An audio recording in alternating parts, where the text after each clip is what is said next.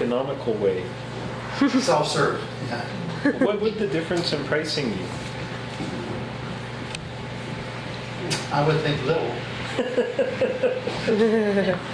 So like there was less overhead because there was less staff. Well, that's what they're suggesting, yeah. I doubt they were charging much less though. We'd have to More find the economical two ads for of the the same year to supplier. compare them. The same product in the ad. And why do you think they switched from the, like, running a credit account to cash? Well, of course, credit accounts are a problem collecting sometimes. Yeah. You're having bad debts quite regularly. Eventually, you reach the point where they decided they want cash. Huh? No more bad debts, thank you very much. Credit exchange system is quite interesting. There's some in the Edgar, that one letter book we have from the commission agent for Edgar and Amy. There's some very interesting correspondence in there about the problems they're having. They have accounts that are $10,000 outstanding. That's a lot of money in 1862. And they've got these $10,000 accounts and $2,000 accounts outstanding. And they say, we need more time to pay you off. So they go, okay, we'll give you some more time, but you need this money. Come on, pay up. Type of thing going on regularly, so it's quite difficult. Did that contribute to the rapid turnover of businesses? It does seem that. I think it did. I think it did, yeah. Sure. It depends on how hard you were hit and most people would be paying. So it probably was okay, but there was a rapid turnover of the small grocers in particular, frequently going, and some of them even absconding with the proceeds down somewhere else. So it was a bit of a mix match.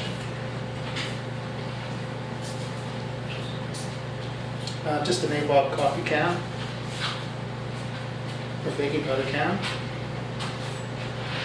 Off there was another fellow dealer in Victoria, small store.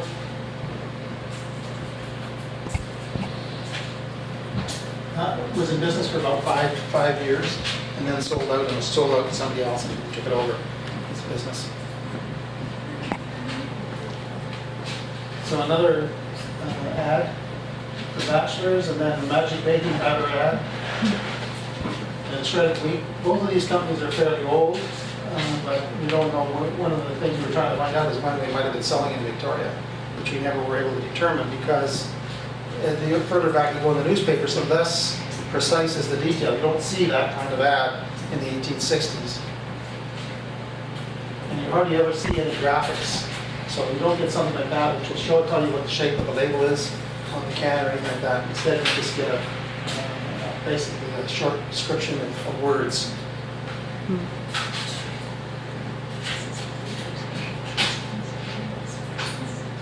Bolson, Victoria Fruit Packing Company, Lake Hill.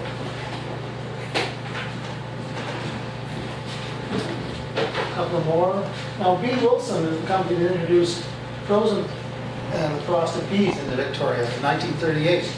The first frozen products were sold in the United States in Minneapolis, actually, about 1923, and developed out of there. And by the 30s, it was starting to become popular throughout the United States and into Canada.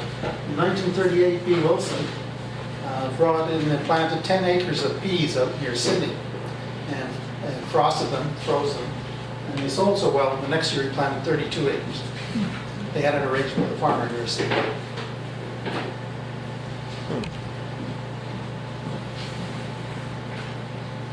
So Royal City. Royal City was one of the famous canneries in British Columbia. Started out in New Westminster, hence Royal City name. Moved to Burnaby. And the label is still available in the stores, as you can see. This is a can of corn that my wife bought. However, it's a product of the United States. So what happens, of course, is that, I can't find the name of the company on this. The North American Tea and Coffee Company, whose offices are in Delta, bought the brand, but they now bring in the product from the United States. And then, of course, they can put whatever label they want on it, as long as by Canadian law, they have to identify the source of the product inside. So, in this case, from the United States. We also saw a can of it from China, so you don't know where it's going to be from. It will tell you on the can. But Royal City was one of the big and more important and interesting canneries operating in British Columbia for fruits and vegetables. Primarily vegetables. In this case, coming in out of the Fraser Valley, which they can.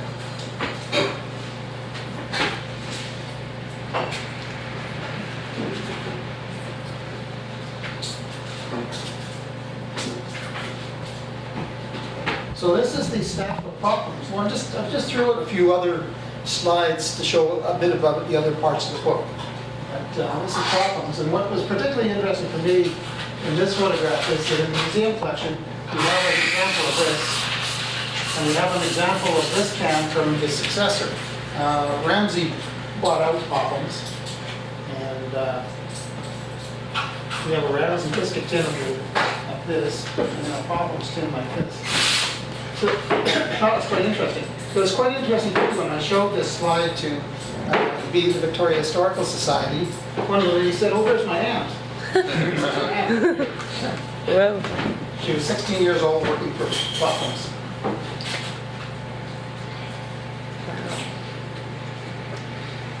There's the tins. Actually, it was Ormond's, not Ramsey's.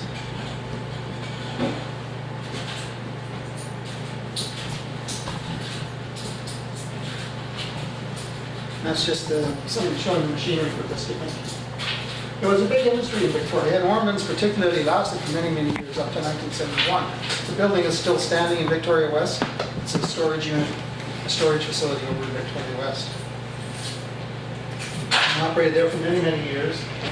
Ormond's was the manager, bookkeeper for Prominence, and then took it over. A box label for Ormond's.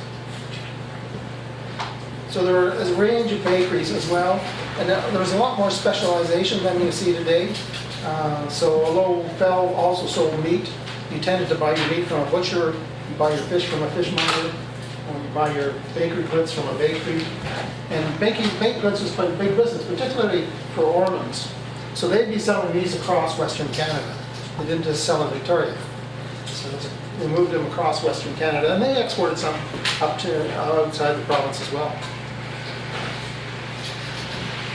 I mentioned the butchers were particularly interesting. This is a man named Fred Reynolds, whose real name was William Batchelor. And he was a butcher in Victoria, and he went a little bonkers. He used to greet everybody at the door with already clothes on. And he transferred his business to his nephew. And his nephew started to basically work him out of the business. And then he went to court. When he regained his mind, he went to court to regain it and eventually got his business back. And he transferred it to his nephew. And his nephew had actually taken in a partner.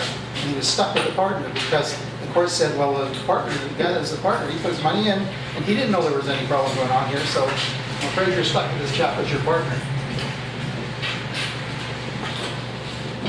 A couple of the butcher shops, Queen's Market, Burmeister.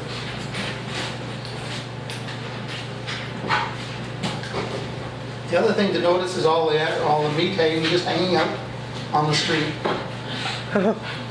The floors would be covered with sawdust to absorb all the blood from the carcasses. And as I mentioned, some of the big milling companies were in Victoria too. Brackman and Kerr in particular were a huge milling company down by the outer wharf there. In the Victoria Steam Bakery. So that's all the slides. If you have any questions, I'd certainly be pleased to try to answer them.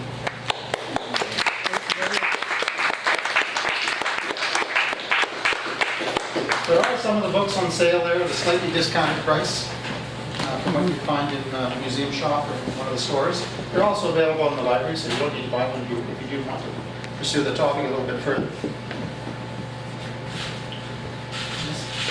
One of the things that I noticed with some interest, I mean, there was one advertisement that was advertising Australian chickens, and like things seem to come from a very, very long ways away, and even then there was some pride on the part of the merchant in advertising something from further away than the next guy. Yeah, and I mean, chickens would be difficult to get here because there's no refrigeration in those days. There was ice to keep things cold, and But is that sense that food is better if it comes from somewhere further away? Like, was that as pervasive then, or do you see any shift through time in that kind of general idea?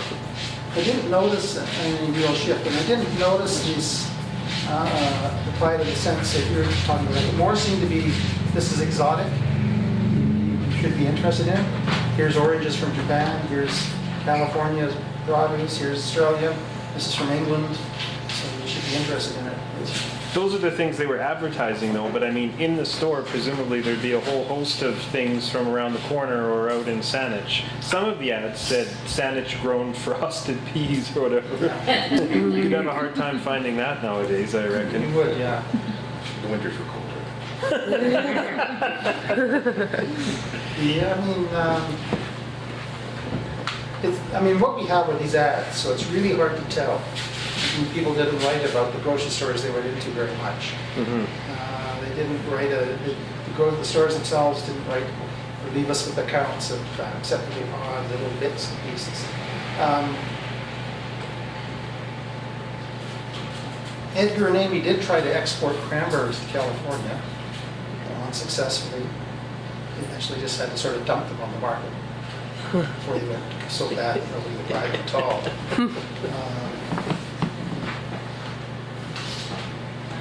I don't know. I don't really know. We didn't see anything that suggested anything one way or the other. Okay. as we went through this. Yes, sir. Before the Panama Canal opened up, I think it was about 1912, what route did goods that were sourced from the UK or continental Europe take to get here? Around the horn. Really? So it had to be goods that would last. Yeah. and So, Fairly high insurance costs, I would think. It's fairly yes. perilous route. I would think so. And then, of course, not everybody put insurance on it.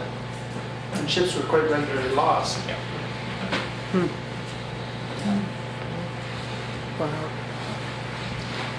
I mean, there was a railway before that across Panama. But there was no railway across Canada or the United States before the 1880s. And goods would be coming in by rail after that. All right. And once you had the steamers, of course, things were faster and less hazardous in many respects than the sailboats.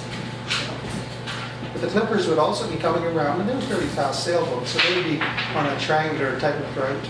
Well, it's not really triangular, but a zigzaggy route, which would take them to China, bring them back to Victoria and California, and then back around to the eastern U.S. So they would be stopping here as well. One of the slides you had, I think it's for Lester and whoever his partner was, and it said, we've just received such and such and listed all the goods, and then on sale at.